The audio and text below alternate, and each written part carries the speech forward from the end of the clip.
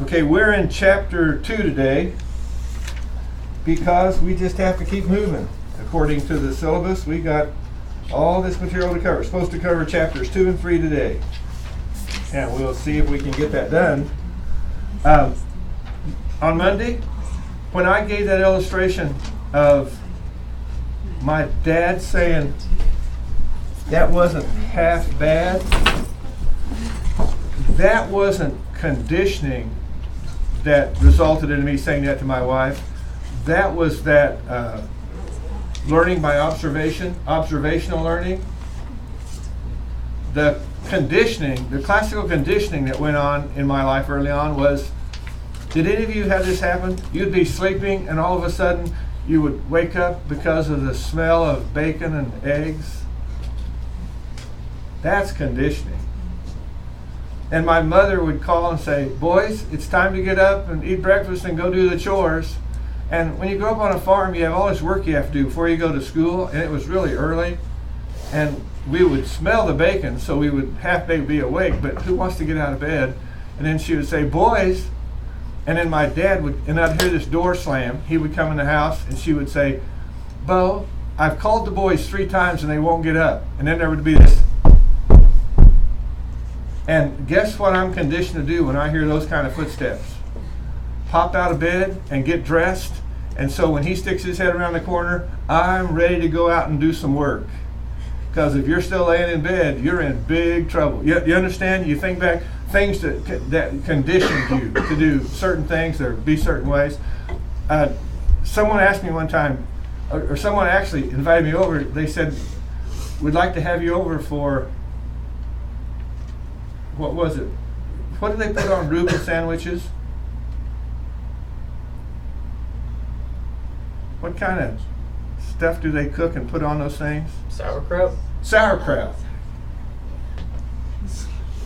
And I said, I don't think I like sauerkraut. He said, have you ever tasted it? I said, no, but I've smelled it cooking. And guess what this guy said to me?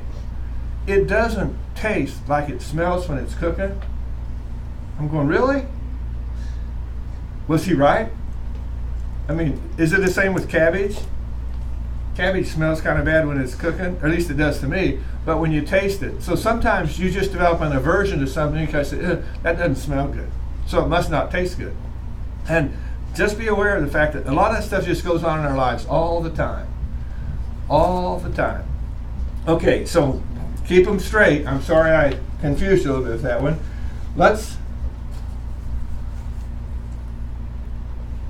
It must be Caitlin? All right. And you weren't here Monday, were you? No. Okay, but you know you can watch the video and get credit for it. Good.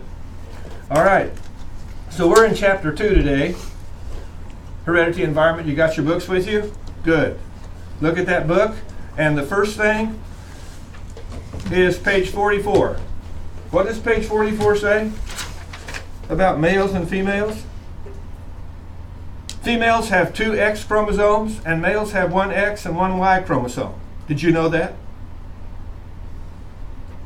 So whether you're a male or a female, it's not a matter of your opinion. It's in your DNA, folks. So what's the big discussion about today? I'm confused as to who I am. Go get your DNA checked and you'll find out who you are. You'll find out whether you're a male or a female. Now, the problem is that I see today, so I'd say, hey, if you check the chromosomes, it's a done deal. It's settled. You're male or female. But what's going on is some people say, oh, but I have a sexual interest in A, people of the same sex, or B, people of a different gender, or C, people of both genders. I'm going, well, now you're talking about your sexual interest. You're not talking about your DNA. You follow what's going on here? That there's, and I'm thinking that I get the impression a lot of people today that don't want to talk about DNA because DNA nails this stuff down and tells us the way it is.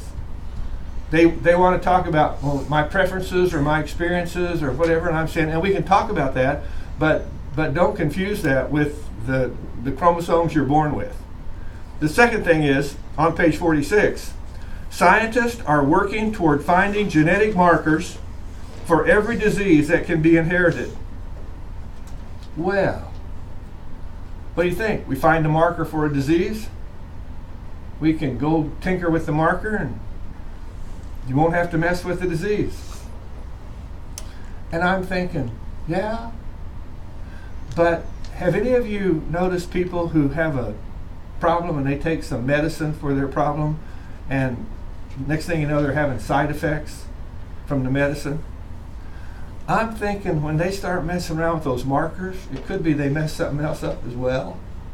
I mean, I'm just saying, based on what's going on, we maybe ought to be careful about being too enthusiastic about jumping on that bandwagon and saying, yeah, you found the marker, let's fix it. And maybe that wasn't all there was to it. Page 47 says, but inheriting a disease gene does not guarantee that we'll develop the disease. Have you any of you ever read or heard anything about somebody developing a genetic predisposition to be an alcoholic? Or maybe, to be more general, it could be that you have inherited a genetic predisposition toward addiction, an addictive personality. Then you start to generalize it. And it's like, okay, maybe there is some heredity involved there. I'm thinking that probably if there is some of that going on, that might be why early in my family's history, because we weren't Christians, but we just didn't consume alcohol in our family tradition. And from what I hear, it was because one of my ancestors was a drunk and he destroyed the family's name and reputation in the community. And so I think the whole family just decided that's out of bounds for our family because we don't seem to have what it takes to handle it, or it's too easy to get a hold of somebody. So somewhere back there, some of my ancestors said, that's just not something we do. Now, some of the ancestors didn't do it for religious reasons, but sometimes you say, hey, if I have an addictive personality, then maybe I need to be careful about becoming addicted to something. Which means I'm thinking, no, someone says, do you want to taste this alcoholic beverage? And I say, no, thanks. And they go, what's wrong? And I said, I'm just not interested. And they say, well, you have a problem? I said, no, I just don't want to develop a problem. And besides, when I was out with a business acquaintance one time in a restaurant and people, they were bringing martinis by to serve them. Have you ever smelled a martini when they carried it by your table? Okay, my first thought was, if it tastes like it smells, like cabbage and sauerkraut, if it tastes like it smells, I'm not interested. And then when I watch people drink it and they make this ugly face, I'm going, why do you drink it if it tastes so bad? And then they say it's an acquired taste. Oh yeah, I'm going to spend big bucks on something that tastes bad so I can have an acquired taste, so I can be a social drinker and impress people. I'm thinking, you know what you're impressing me with? Your stupidity. That's what you're impressing me with. Okay, anyway, page 47 and 48. Why are abortion clinics called Planned Parenthood? I would think they would call it Planned Parenthood. What? Cancellation? Isn't that what they're all about? Is canceling parenthood? I mean, it's not planning parenthood, it's planning not to be a parent. It's a plan not to be a parent. Why do they do that? Why do they use those kinds of words? Page 47. Should parents, this is a quote from the book on page 47, should parents selectively discard embryos that have tendencies towards certain diseases? If they run a test and say, you have a child that has a tendency toward this disease, would it be wise to, what does it mean? What's another word for discarding an embryo? It's like abortion. It's aborting the pregnancy, isn't it? Why don't they just call it selectively aborting embryos? Yes? It lines up with their evolutionary worldview, though, and their mindset. Yeah, that's right. That's right. Yeah. It's just like, hey, let's be selective here. And in some cultures, now, is this still true in China? I don't know if it is or not, but does anyone know that Chinese people could only have 2 children? Or 1 child? They only have 1 child. And do they have Social Security in China now where the government takes care of people? So if you only have 1 child and there's no Social Security, then that means when you get old, your child has to take care of you. So what kind of child do you need to take care of you when you get old? 1, 2. 2 of them in here can take care of me when I get old. The other 2, 4, 6 are going to become a part of somebody else's family. If I can only have 1 child, do you understand what happened in China with a lot of people? They just felt compelled to say, be selective about whether or not you have a boy or a girl. Fortunately, a lot of Chinese people, from what I've read, lived in the country where they didn't enforce the law that much, and they would have a number of children. And I think they were probably a little bit flexible with them because their children would help work on the farm, so they could have more children. But they didn't subscribe to that. But my heart goes out to the people in China who had that kind of government imposition on them, and that they made those kind of choices to do that. And can you see there's a whole bunch of guys that are trying to find a wife in China and that's having trouble finding one because people were eliminating the ladies because you're just not going to take care of me when I get old. We do live in a pretty marvelous country here. So should parents selectively discard embryos? No, I'm thinking, no, don't do that. Number 5. A table 2.2 on page 56. What is that all about?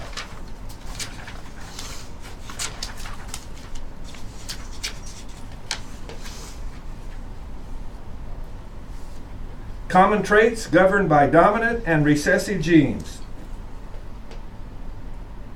The one that always bothered me is, is it on here? Can you roll, there it is. Can you roll your tongue? You stick your tongue out, it forms a little trough. Can you do that? How many of you can do that? You people are disgusting. See, it's because I think that's so cool that you can do that and I can't do that. Well, Tom, it just wasn't in your gene pool. You just weren't born with the trait with us, and those are some common traits. And then you check out your earlobes to see if they're attached or not. Can you understand? I think some people get all worked up about what they can or can't do when it's just a matter of genetics. And just realize, hey, this is the way I came into the world. In fact, if God formed me in my mother's womb, don't I need to say as a Christian, this is the way God made me and I should accept that? Well, I don't know if you can see them or not, but all over does my face have little brown spots on it? Okay, my hands do, okay? Now see, I'm old enough now where people think those are age spots. I'm covered with freckles. And when I was younger, now, where'd those freckles come from? It's genetic. It's from the gene pool. I would go to my grandfather's house, and he would rub on my face. He said, "You still wearing those freckles, boy? When are you going to outgrow them?" And I would wish that I could be sick when they went to visit Grandpa so I wouldn't have to go there and have him rub on my freckles again. And I thought, why am I the only one in this family with freckles? And this just like, well, you just are. And frankly, it bothered me. Maybe because I was teased about it. But then when I became a teacher, and when I was in my 30s, I still had freckles and I was this little thin guy, and people thought I was in my early 20s. And I thought, aha, working with youth and teenagers, my freckles have become a benefit because they make me look 10 years younger. And then when my hair turned white, then my freckles looked like aging spots, so then they made me look 10 years older. Well, you just can't win. But just accept the fact that I am the way I am because that's the way God sent me into the world, and I'm okay with that. I'll accept that. And maybe what would make it easier for people to accept the way they are is for the rest of us to quit teasing them about the way they are and be sensitive to one another and be appreciative of one another. Page 56. You all have a book to look at? So, okay, on page 56. Oh, we did that. The dominant and recessive traits. Page 61. Medical experts today can assist expectant parents who have concerns. There are several procedures that can detect genetic disease and abnormalities. Did you know that? And many other potential problems before the baby is born. And what do these doctors, these medical experts suggest you do if they do these tests, these procedures, and find out that your unborn baby has an abnormality or some serious disease? Any idea what the medical experts suggest? Have you ever had a friend who they went to the doctor and they said, oh, your baby has all kinds of problems, you need to terminate the pregnancy? And did they terminate the pregnancy? Okay, the ones I know about, they said to church, they came to church and said, pray for the baby and pray for us. And 9 months later, a healthy, full-grown, this baby was born without any problems at all. Now here's what bothers me. If a medical expert says to a mother-to-be, this child in your body is really abnormal and you need to terminate the pregnancy. And if the mother says, well, you're the medical expert, okay, I'll trust you. If the medical expert terminates the pregnancy and then notices, whoops, I was wrong, do they tell the mother they were wrong? Any idea why they don't? If they said to the mother, whoops, I was mistaken, there's nothing wrong with this baby, there's nothing they can do about it, they'll probably be sued for malpractice, so they don't say anything when they make a mistake. And I'm saying to people, don't just let medical experts make all the decisions for you. And it talks about the way ultrasonograph, amniocentesis, coronis, villus, sampling. And then it says on page 63, if parents must decide whether to terminate the pregnancy because of a serious defect, CVS is helpful. Yeah? Well, guess what else? Page 62. There's about a 1 in 200 chance that the procedure will cause a serious problem. Page 63. The risk of inducing a miscarriage with CVS is 1 in 100. So having a test to see if there's something wrong with the baby, out of every 100 pregnant women they do this to, one of them is going to have a miscarriage, even if all 100 of them had healthy babies. You understand? People need to know this stuff before they just let the medical experts tell them what they ought to be doing. And I just thought of something when I was reading that. Can these screening procedures produce erroneous results? In other words, could they make a false diagnosis of there being a problem when there wasn't one? And the answer is yes. So be careful about the kind of stuff that you read. See, this is all prenatal stuff we're talking about here. Page 66.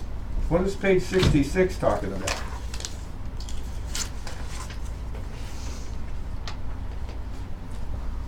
The range of reaction. Okay, page 65 to 70 is a whole discussion on how genes and environment interact. And page 66 talks about the range of reactions. It's like it puts boundaries on environmental influences. This way. I just love math. And I've loved it all my life, and I've been a math teacher all my life. And I had these two daughters that came to live at my house. They were born into our family. So they have half of their genetic makeup from their mother and half of it from me, right? So what half do I hope they got from me? My mathematical interest. So before they ever went to school, I start buying all these little math workbooks. And I remember one of my own little beautiful flesh and blood girls saying to me, "Dad, this isn't any fun." I go, what? What? What's going on here? The reaction to mathematics, no matter how much the environment tries to help you become proficient, you're just not going to have the same excitement about it that I do. And why is it my children don't enjoy mathematics? It's their mother's fault. I noticed they got it from her, because when I go home and talk about something mathematically with her, she just smiles and says, "I don't know what you're talking about, Tom, and I don't even care." I'm going, "How could you not care about math?" She goes, "I just don't." And guys, that was not on my checklist when I was dating her, that she has to like math or I'm not going to take her out. I didn't even think about it when I met her here. And then when I graduated from here and went back to being a math teacher, I started studying math again and sharing it with her, and found out she didn't have any interest in it. So it's because of her that our daughters don't have any interest in math. But look at all the qualities they have because she's their mother. So what you have to think of is this range of reaction. And some of us are going to we probably inherit a predisposition to say, it doesn't matter how bad the teacher is, how bad the environment is, I'm going to like math no matter what. And the other side of that would be, I don't care how good the math teacher is, I'm not going to like math no matter what. Page 67 talks about canalization,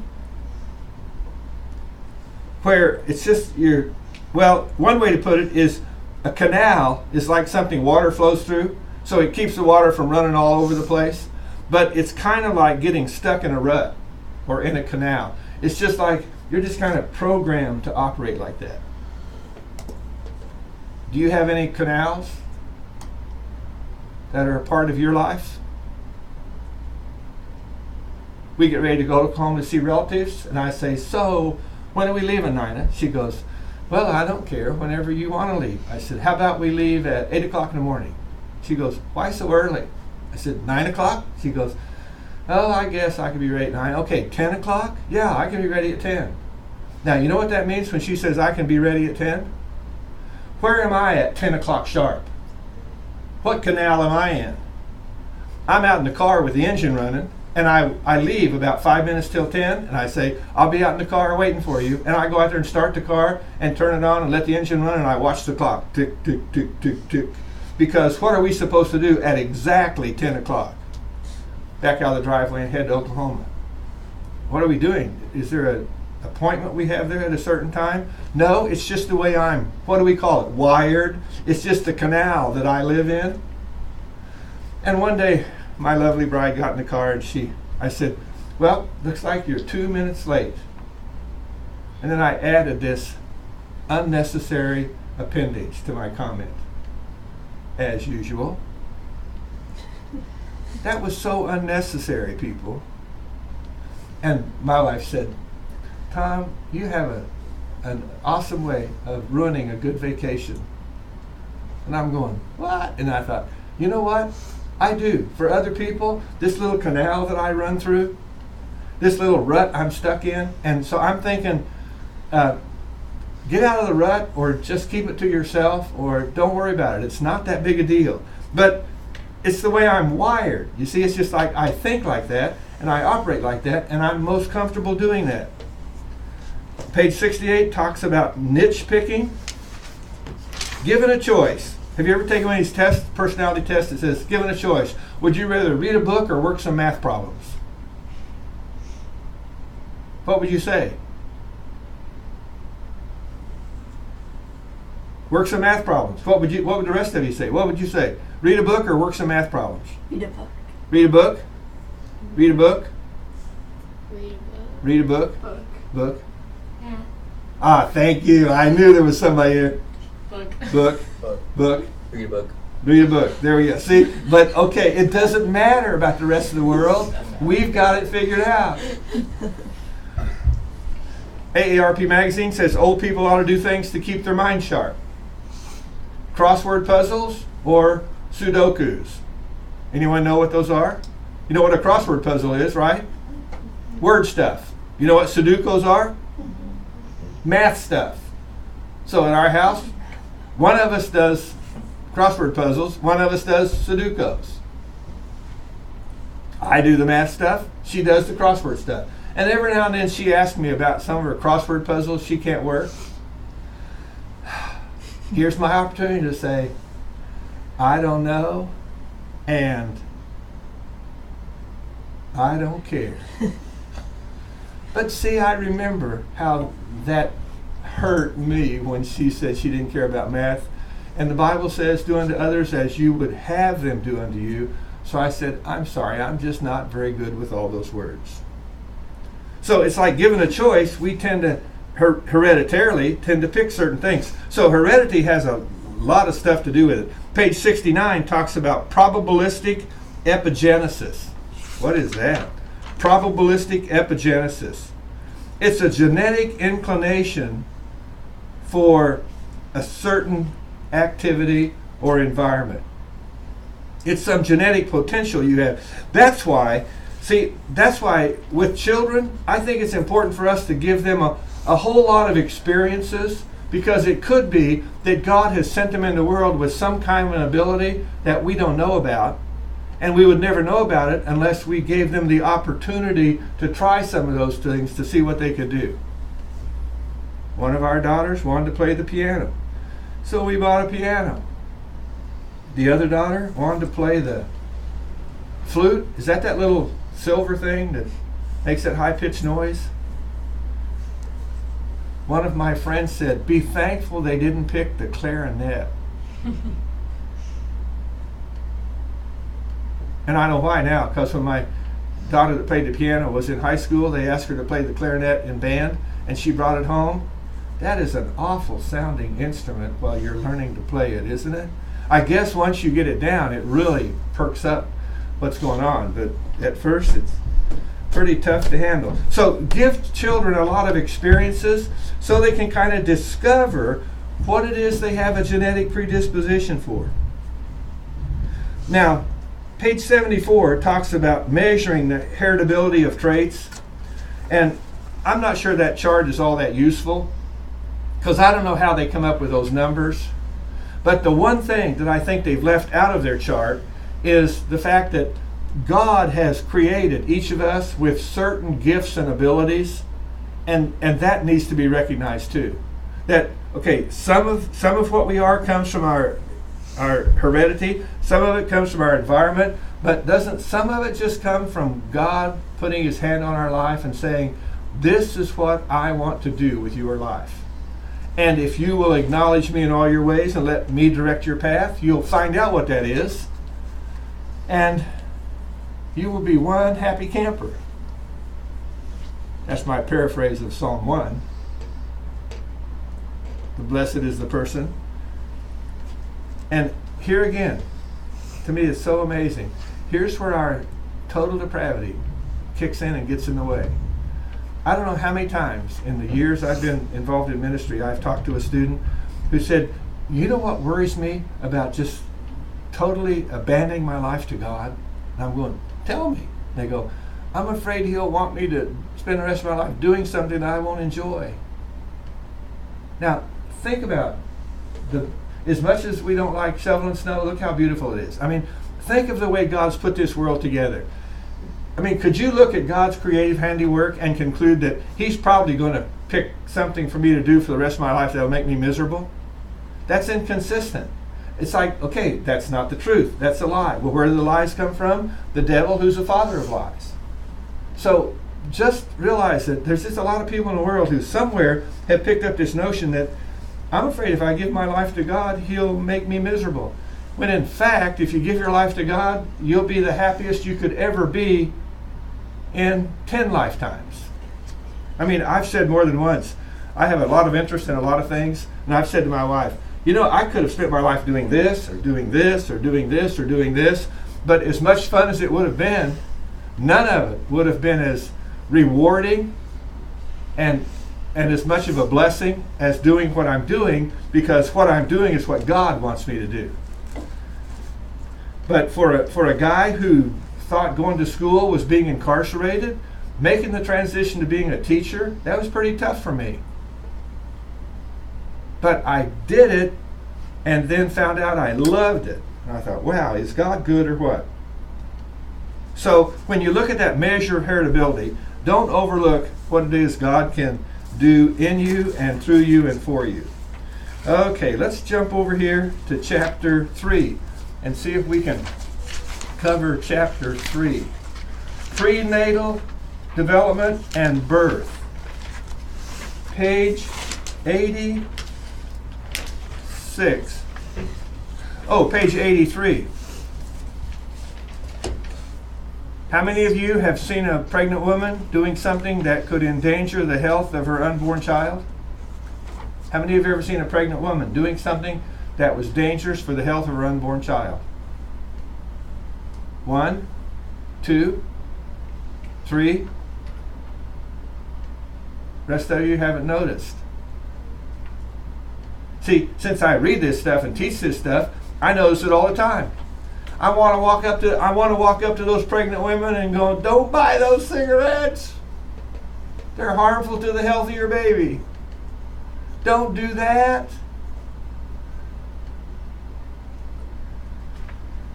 A hugely pregnant woman gets in a hot tub. No, no, no.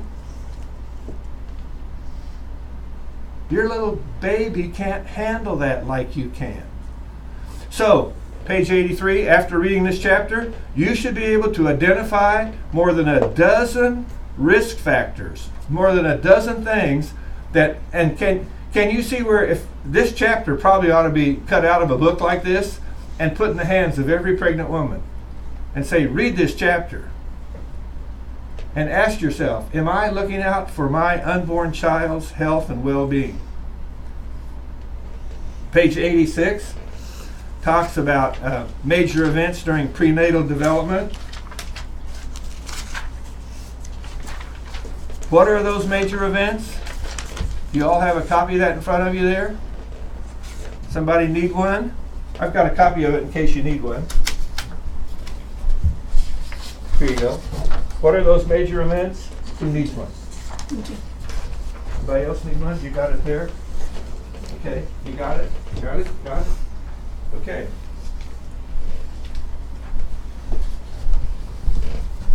So what's the first major event?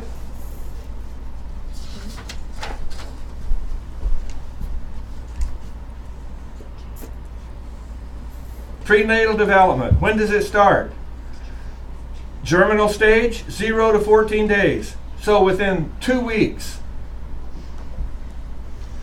of the mother getting pregnant, what happens? In 12 hours, the cell division starts.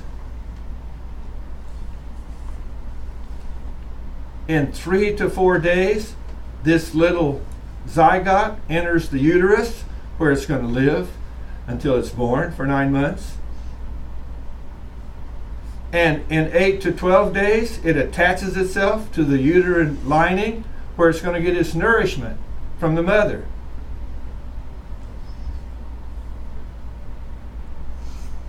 Is the mother aware of being pregnant 12 days after she got pregnant? Do you know any woman who has 2 weeks after she got pregnant announced, I'm pregnant. It doesn't happen, people. Does that tell you anything? That probably a woman who's susceptible to getting pregnant. You say, well, that's every woman in the world. No, it isn't. If you understand biology, the only women who are susceptible to getting pregnant are women who are sexually active. Agreed? So I'm thinking that every sexually active woman in the world ought to be handed table 3.1 so they can be aware of how they ought to be living their life for the sake of the little child that might be conceived in their womb. Now, for women who aren't sexually active, there's no problem here. But when a woman gets married and she says, we're trying to start a family, I'm thinking if a woman said that to you, you should say, wait a minute, I have a handout for you, and you should give them a copy of this and say, I learned some cool stuff in human growth and development that you need to know. Why not do that? Because I think they might take offense. So what? You know all this information, then they do something to damage the baby, and so later on they tell you what they did, and you said, you know what you did could harm the baby. Did you know that before I did it? Yes. Well, why didn't you tell me? Well, I didn't want to offend you. Well, guess what? Now I'm offended that you could have told me something that would improve my baby's health, and you didn't. Well, let's look at the next stage. Weeks 3 to 8. What's going on here? In 3 weeks, the spinal cord and the brain are forming. In 4 weeks, the eyes are forming, the heart flutters, and the little buds for the arms are appearing. In 5 weeks, the arms develop and the little leg buds are appearing. In 8 weeks, all the major organs and structures have begun to develop. And this little tyke weighs 1/30th of an ounce. Is that amazing? Now, why wouldn't this information be handed out to every woman who is could potentially get pregnant? Why wouldn't somebody be giving, okay, could you at least cut this part out of this page and say, hey, if one of my friends says they're pregnant or I'm expecting a baby, you go zap, what is it you do on that screen? You take a screenshot of that and send it to them as an email attachment and say, did you know this? I mean, just knowing that, can you picture a pregnant woman knowing that? Would that just add to her sense of awe about God giving her the capacity to bring a little child into the world? And by the time the child is 1/30th of an ounce in weight, they have all of this stuff already developed. To me, that's so cool. And that's 8 weeks. How long is 8 weeks? 2 months? By now, she knows she's pregnant, right? She's figured it out by now. But by the time she's figured it out, look at all the stuff that's happened. And then from 9 to 12 weeks, the arms and legs move. The first time my wife said, oh, the baby's moving, I just wanted to touch it, listen to it, and I'd put my ear down there, and then I'd have my ear on her stomach, and I'd be talking. And because I have this booming voice that would... Have any of you talked to a pregnant woman who likes to play the piano, and when she sits down and plays the piano, her baby moves? Is that cool stuff? That to me is so cool. Well, guess what happened when I'm putting my ear down there and my face is on my wife's tummy and I'm talking like this about this little baby? This little baby seems to be getting a little irritated about this brassy voiced person who's making noise in my world. I go, whoa, that baby's getting a little excited. And then Nina goes, I don't think she likes your voice that much. Oh. My wife has this soft, whispery voice, and mine is just raspy. First, reflexes appear. And if you're interested, you can determine the sex of the child. But you know what? Okay, ultrasound, I don't think ultrasound causes any problems, but I don't know for sure. So I'm thinking, do we really need to know? Can't we just wait till the baby's born? The mother, 17 to 20 weeks, feels the baby's movements. You can hear the heartbeat with a stethoscope. Thump, thump, thump, thump, thump. Now that is one cool thing to listen to. That's worth buying a stethoscope if your wife's having a baby, just to listen to it. And, okay, what was it? At 8 weeks, this little child weighed 1/30th of an ounce. At 20 weeks, this little child weighs about 16 ounces. Whoa! What is going on? Is that what you call rapid growth and development? And where does this little child get all of its nourishment for this huge, this rapid growth and development? I mean, that kind of development looks to me like someone's running a marathon that should take 10 hours and 2. You know what I'm talking about? It's like the rate of growth and development to me is just phenomenal. And where is this little child getting all of their nourishment? From the mother. So, does that surprise you that pregnant mothers are hungry all the time? Because they're eating for themselves as well as to nourish this little baby. And they need to be eating the kind of stuff that the little baby needs. And the baby gets all of its nourishment from all the stuff the mother consumes. It goes into her bloodstream, and then it goes from her bloodstream into the baby's, through the placenta, into the baby's bloodstream, and the baby gets his nutrients there. But anything that's in the mother's bloodstream goes into the baby's bloodstream. So if a mother has nicotine in her bloodstream, then some of that nicotine is going into the child's bloodstream. If a mother has drugs in her bloodstream, those drugs are going into the child. And think about this. A certain level, well, let's just take alcohol. If you have a certain blood alcohol level, what do they say? You should not be driving a car because your blood alcohol level is high enough to where it's affecting your ability to make good judgments.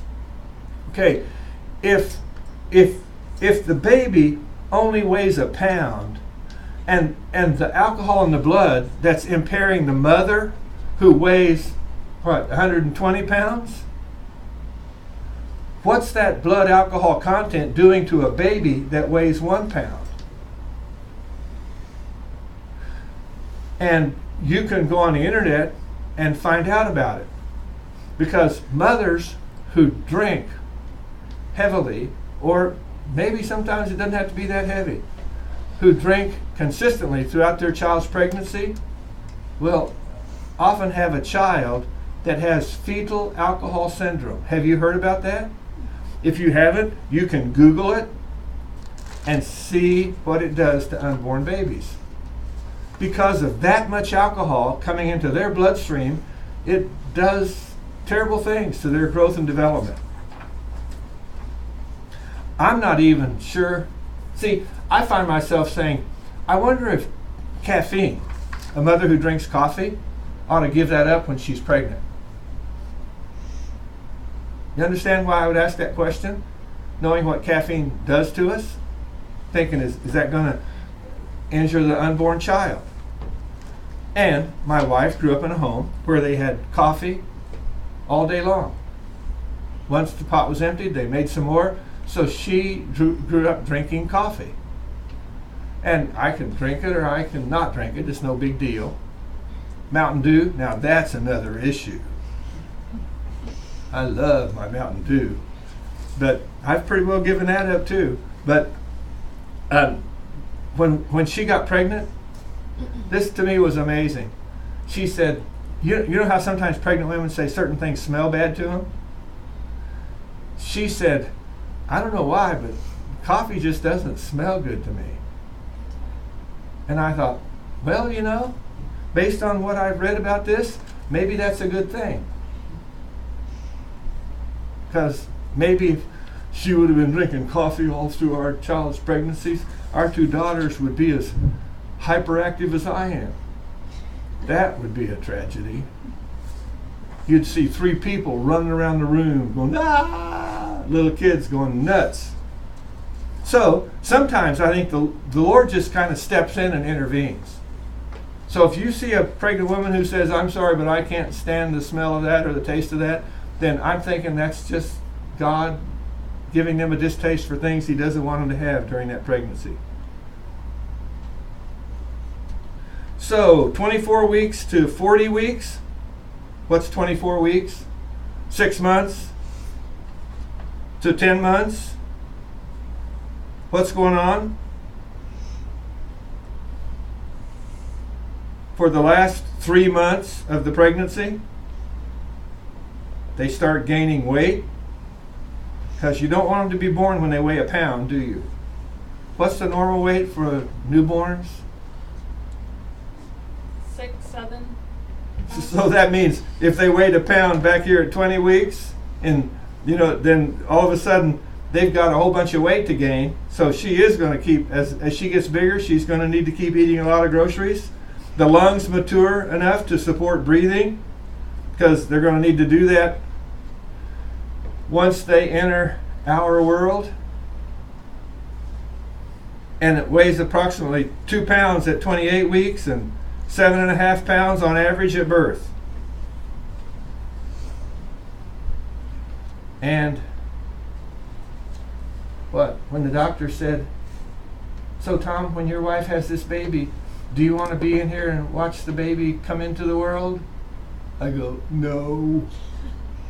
I'll hold her hand while she's going through the process, but once the nurse says the baby's coming, I keep my back to what's going on and look at the wall. You go, you don't want to watch? You know, when I was a student here at Calvary, I had a professor who said, all of you might someday be somewhere where you have to deliver a baby, so I'm going to show you a film on how to deliver a baby. And I'm sitting in the back of the room, and he puts that film up there, and he's watching us while he's showing the film, and he comes walking back. He says, Tom, he said, maybe you need to open the window and get some fresh air. You're looking very, very pale. And I started to turn over to the window, and everything started turning real bright white. Anyone know what that means? You've never been there? Who's ever fainted? Okay. It's like a big blizzard, right? It's a whiteout. It's a whiteout just before you fall down and lose consciousness. And I saw the whiteout, so I sat down in a chair, because when I was younger I fainted once and thought, I'm okay. If I make it to the door, I'll be all right. And the door was only that far away, and the whiteout was in my head, and I was on the floor without knowing what happened, with a bump on my head. So I thought, next time I have a whiteout, I'm sitting down immediately. And I told my wife, if you have this baby on the way to the hospital, you're going to have to deliver it yourself, because this boy is going to pass out. Because you know why you have to tell your wife stuff like that, guys? Because in the middle of the night, when she starts having contractions, and there's a certain time limit on them, and it's time to call the doctor, but it's 2 o'clock in the morning, what's this lovely bride thinking? I don't want to bother the doctor. Fine. Deliver the baby yourself in the car on the way to the hospital. That's what the doctor gave you a telephone number with 24-hour answering service. Call the doctor.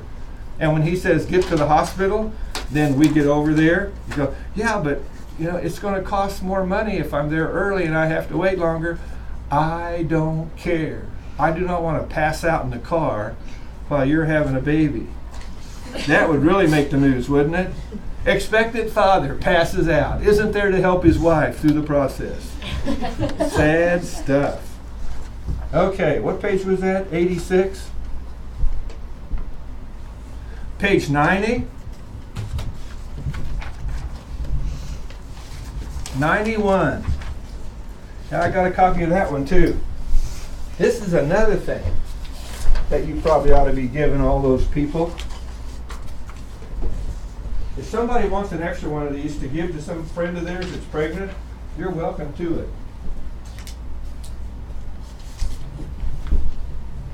Got one? Got one? Got one? Just screenshot that page and email it to them. What's that page talking about? Teratogens or risk factors. And what's the first on the list?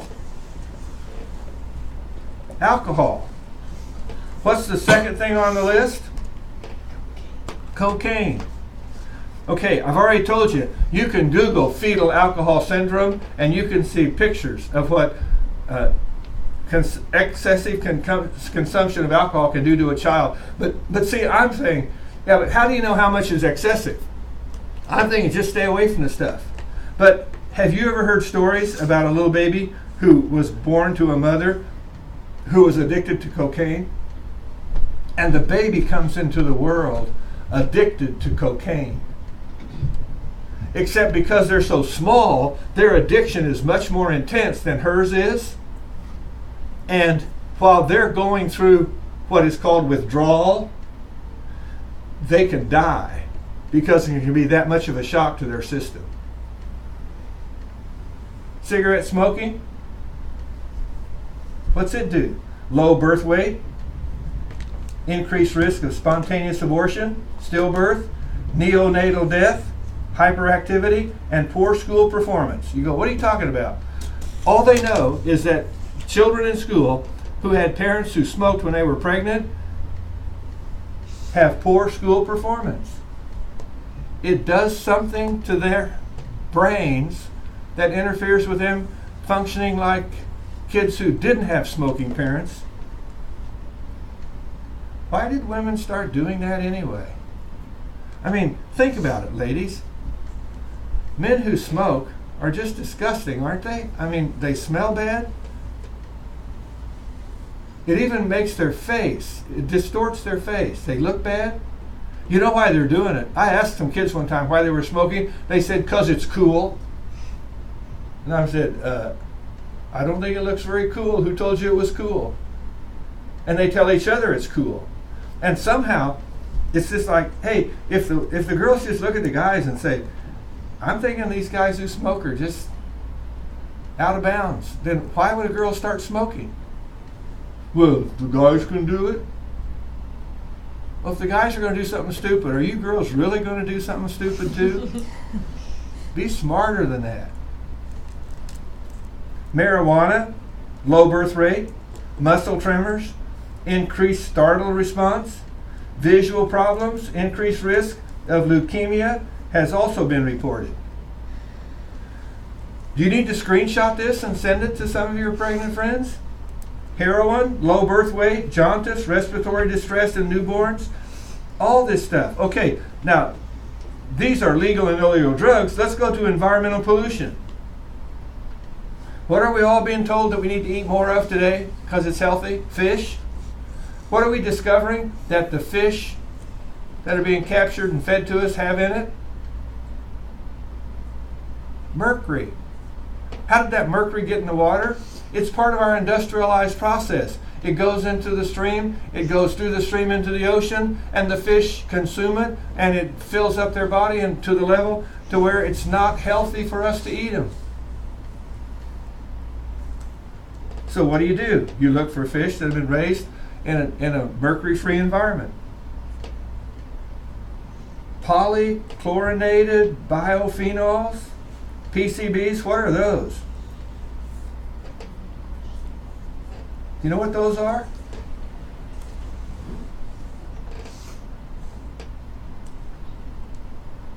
There's some industrial byproduct that, again, has contaminated the fish industry. Lead. Where are you picking up lead? It used to be in like paints. They used to be in paint.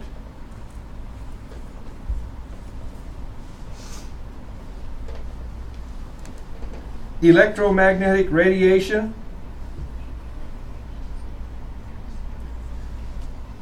MRIs, X-rays, that kind of thing. And then it talks about maternal diseases. And when you look at that list, the first three on that list are all STDs. You know what STD stands for? Sexually transmitted diseases. You know why they're labeled STDs? Because you don't get them from shaking hands with people. And you don't get them from being on the same elevator with them. You get them from being sexually active with people who have them. Were any of you taught anything about the seriousness of STDs when you were in school? Some books written for high school students tell them that if you get an STD, it's not that big a deal. It can be cured. And they're really just lying to them. It can be controlled, but they're going to have that disease in their body for the rest of their life. And I don't know why our world doesn't want to be truthful about this, because the Center for Disease Control has said to us that we have an epidemic in America of sexually transmitted diseases. And then HIV, rubella. Oh, you've heard that, haven't you? A pregnant woman should not be around people who have chicken pox or measles. I wish we were as concerned about these other diseases as we are about chicken pox and measles. But that's true. Keep a pregnant woman away from those things. So what else? Stress? What? What would stress out a pregnant woman? How could a pregnant woman be stressed? She's got a baby in her tummy that's going to come into this world and be a child. Anyone know what stresses out some pregnant women? Have you ever talked to a pregnant woman about what creates a little stress in her life? And she's walking around like this with this, and she says, "I feel like a pregnant penguin." And then she looks in the mirror and goes, "I look awful." You understand? Our culture has really messed with people to think that the stress from that could affect them. So knowing that our culture has such a thing about appearance and stuff, when I see a pregnant woman, and it's true, okay, can you think of the last pregnant woman you saw at church? Okay, focus on her face. Did her face kind of have a glow about it? Now, if you don't know, the next time you go to church, look for some pregnant woman and just look at her face. And if she's not stressed out, look to see if there isn't just a glow about her face. And when I see pregnant women in church, I say, you know what's neat about when you get pregnant? Your face just kind of glows. Like your body knows it's bringing a new person into the world. And it's like, really? Yeah. It's like the glow that being pregnant gives you offsets all that stuff you see in the mirror that stresses you out. Don't get stressed. But watch, here's another stress. Here's a woman who's working and she's pregnant, and now she and her husband are talking about, once the baby's born, am I going to go back to work or am I going to stay at home and raise the baby? And so they say, well, let's sit down and put a pencil to it and see how it works out. Now, if I would have said that to my wife when she was pregnant, that would have really stressed her out. And I said, Nina, don't worry about it. Whatever money you make at the school, at the Christian school where you teach, when you have the baby and you quit working to be a stay-at-home mom, because that's what she wanted to do, I can get a part-time job working at night and make as much money working 3 nights a week as you could make working full-time at the school. So if it's a matter of we need the money, I can get a part-time job. And I'm hyperactive anyway, so I won't get tired. She goes, oh, that's nice to know, Tom. But can you see where a husband can say, I don't know what we're going to do without your income? And he's just trying to be realistic, describing it, where he creates stress for her. And what's another thing besides stress? So basically, help pregnant women de-stress. What's the next thing besides stress? Age. When are the greatest risk in terms of age for having babies? Are you thinking older women? That's often what our society says. What does it say here? Teen pregnancy has been associated with low birth weight, early delivery of the baby, and increased rates of neonatal death. Risk of preterm birth, fetal death, and complications during birth increase slightly as women move through their late 30s and into their 40s.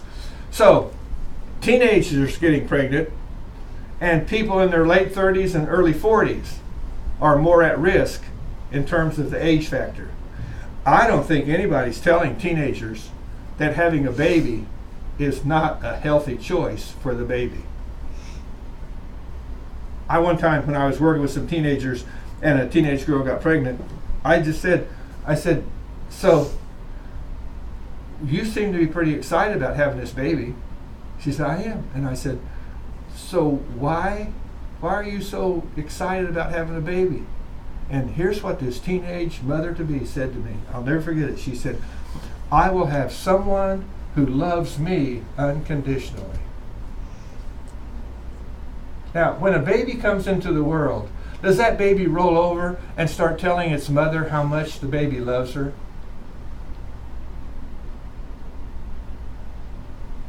When does a baby start expressing unconditional love to the parent? I don't think you start doing that till you're grown up and realize what your parents did for you, and you go back and share your love. You follow what I'm talking? It doesn't work that way. Having a baby doesn't give you someone who's going to love you. What it gives you is someone that you're going to have to love unconditionally and be completely selfless if you're going to help that child become all that God wants them to be. And I thought, this girl is in for a rude awakening.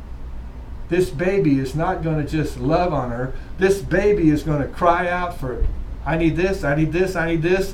And they want it when they want it. They don't care what time of the day or night it is and where you are and what's going on. And I just think somebody ought to be talking to teenagers about what it means to have a baby.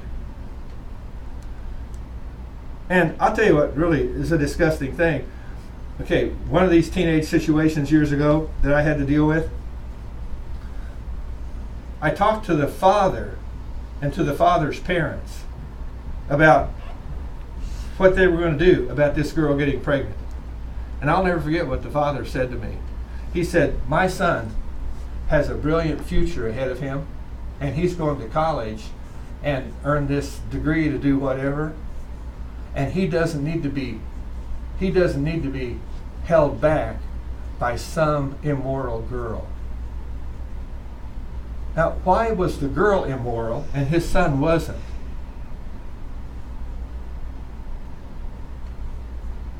Do you understand that sometimes a girl thinks, if I get pregnant, he will marry me?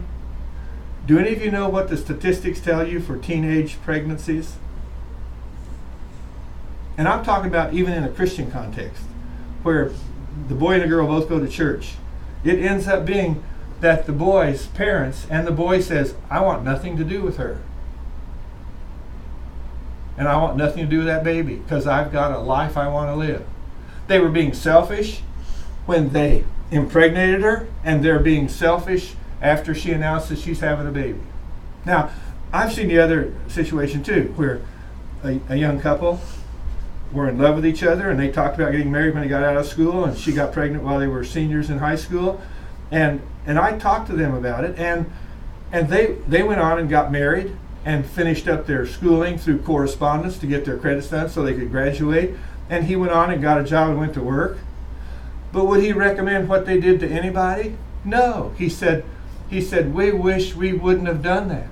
And now that we see what happened, he said, we wish we could tell other young people, don't put yourself in a dangerous situation. So I've seen good come out of it, but I've seen a lot of ugliness come out of some girl getting pregnant. And I just say, whatever you can do to keep teens so preoccupied with the good things in life that they don't get messed up through teenage pregnancy. It's just not good. All right. Page 92 shows a picture of a child with fetal alcohol syndrome, which doesn't tell you much. You have to go kind of do some research on it. They got a paragraph there about it. You can read about it, but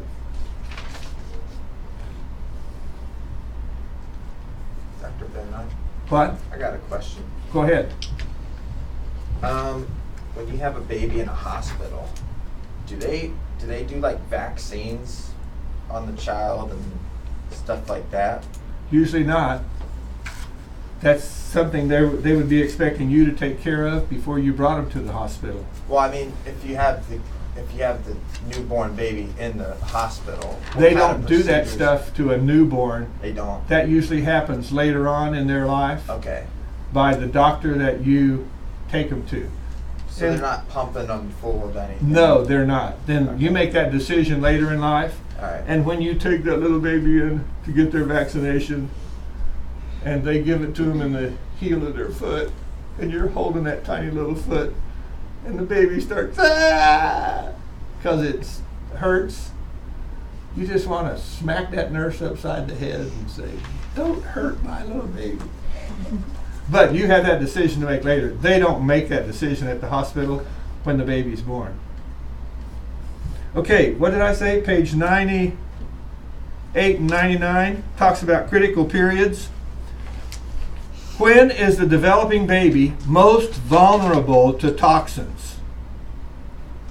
And it says, if you look at that picture on page 99, from 3 to 8 weeks. So the greatest risk of those toxic elements adversely affecting the baby is before the mother even knows she's pregnant. Page 104.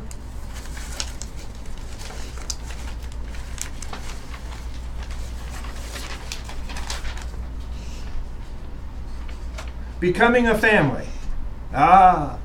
So there's this newborn baby born into the world.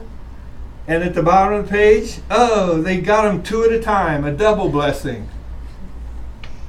And there's a dad and a mom and a little sibling. And any idea? Do any of you remember your mother bringing home a newborn baby from the hospital? Do you remember how you felt about that? Excited. What? Excited. Excited to have a little brother or a little sister? Mm-hmm. Anybody else remember anything? You and your parents go to Grandma's house. You walk in the door, and Grandma used to say, "Oh, how are you, Tommy?" And now she didn't even notice me. What does she say? "Where's the baby?" And Grandma doesn't talk to her daughter. She doesn't talk to the son-in-law. She doesn't talk to me. She just wants to go on and on over the new baby. The new baby. Give me a break. I think I was, when I was old enough to have those kind of selfish feelings, that's when my mother had 2 daughters. And my wife says, you still have an attitude about your sisters, Tom. You need to get over it. But they were so spoiled by everybody. That's just your perception. You know what these little children need? Okay, first, they need, and we need to be a healthy family unit, so we need to talk about how we feel about all this stuff going on. And this little kid needs to be helped to be involved in helping these little kids and being a part of what's going on. But what about labor and delivery? Fathers need to be there to help. And standing back with a movie camera taking pictures is not necessarily the best way to help. What my wife needed wasn't to hear me say, "It'll be okay, Nina." She just needed me to be there where she could squeeze my hand when she was having these labor pains.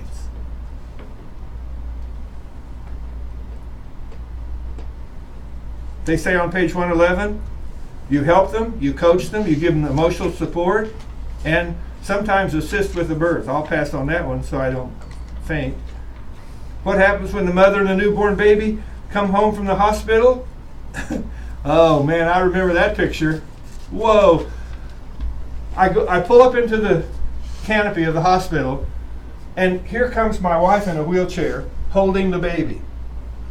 And there's a nurse pushing a wheelchair, and there's a nurse carrying her clothes, and another nurse carrying the baby stuff, and they wheel her out to the canopy. They open the door to the car. This was before they had those little car seats. They open the door. They help Nina get in the car. No, they were carrying the baby. They give Nina the baby. They put all the stuff in the back seat, and then they wave goodbye. And I still remember thinking, as I pulled away from the hospital, I looked at Nina, and I pulled up to the exit, and I looked in the mirror, and they were still waving, and I said, we are in serious trouble. All the experts are back there at the hospital, and we're taking this little baby home, and we know nothing about what we're supposed to do. And we had read some books, but we started reading more books and trying to figure out what we need to do, and going back to see the doctor for checkups to see if everything was okay.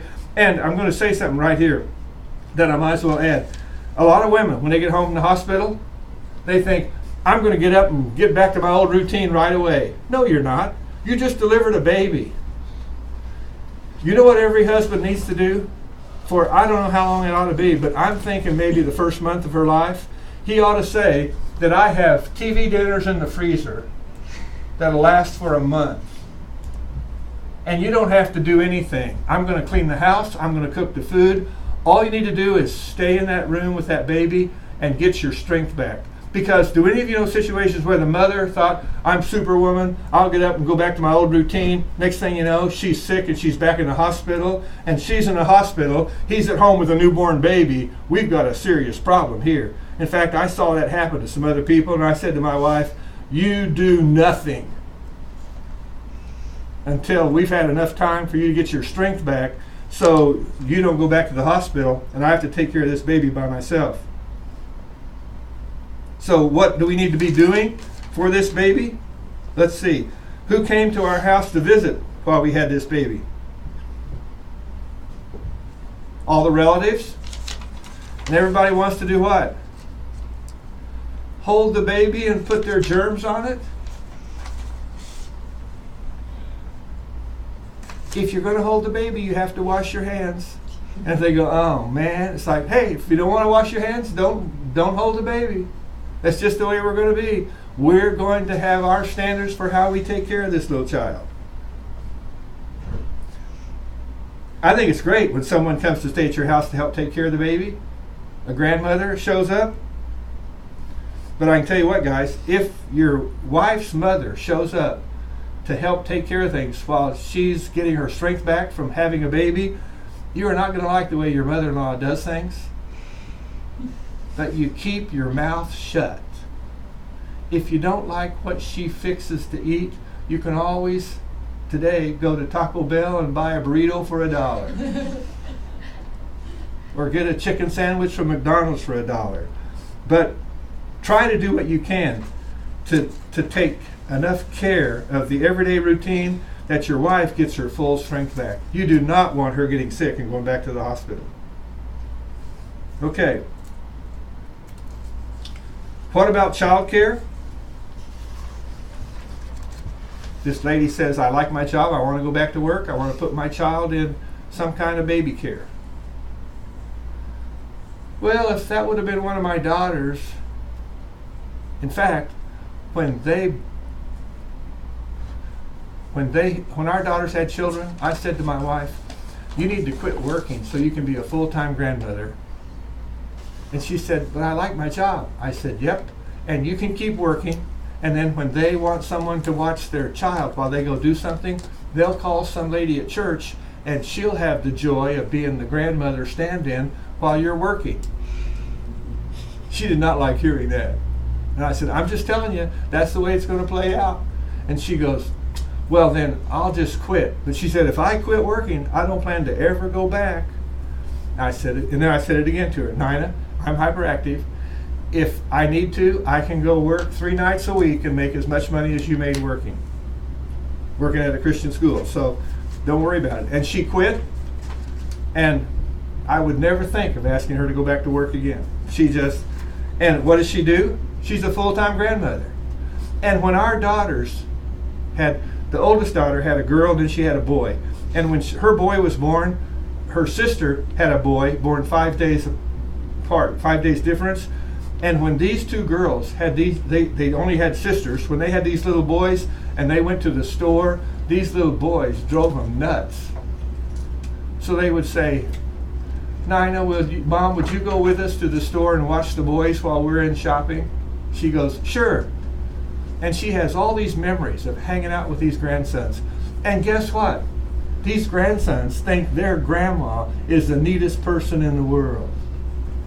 What about Grandpa? Oh, okay. Here's what I do. My grandsons want to play kickball, all right? But guess how these two little boys want to play kickball? The two of them against me. So they beat me 100-0, and they think that's so cool. They want to play basketball. So we play basketball, and they want to play the two of them against me. And they beat me 50-0, and they think that's so cool. You know what I've concluded? The grandma is this neat person. The grandpa is just somebody to beat up on. Or to play with his tools and lose them. To avoid them using my Craftsman tools, guys, my good quality tools, I bought some cheap tools at Harbor Freight and gave them to them. And they go, Poppy, here's what they said. These tools are cheap. Can we play with your good tools? They even knew the difference at their age. And they lost some of my good tools. But what is it? My wife and I say this, people are things, people are things. What's more important? So basically, and if she says she wants them in child care, I'm thinking, if our children would have said we'd like to have them in child care, we want to keep working, we would have said, Nina will take care of them. That's what she's here for. She majors in being a grandmother. All right, you're supposed to get out of here at 10 till. We'll see you on Friday and talk about chapter 4.